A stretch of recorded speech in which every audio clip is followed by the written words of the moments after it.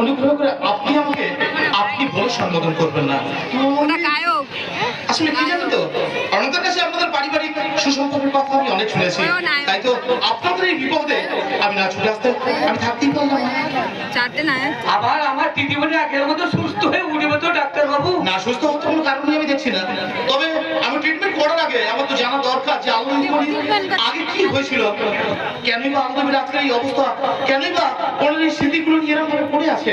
তাহলে শুনবেন ডাক্তার বাবু, তাহলে শুনুন। আলো দিদিমণি সূর্যটা বাবুকে ভালোবাসতো, ওদের ভালোবাসা ছিল ফুলের মতো পবিত্র, আর সেই জন্য তো ওদের ভালোবাসা এখন সানন্দে স্বীকার করে দিয়েছিল। নিষ্ঠুর বিধাতা ওদের এই সীমাহীন সুখটুকু সহ্য করতে পারবো না। সেদিন ছিল আমার মেয়ে আলোর 25তম জন্মদিন। স্থির করেছিলাম ওই দিন সূর্য আর আলোর বিয়ের ব্যাপারটা আনুষ্ঠানিকভাবে ঘোষণা করব। আর সেই আনন্দে সারা বাড়িটা মেতে উঠেছিল। সীমাহীন আনন্দে আলো দিদিমণির দু চোখে ছিল নতুন জীবনের স্বপ্ন।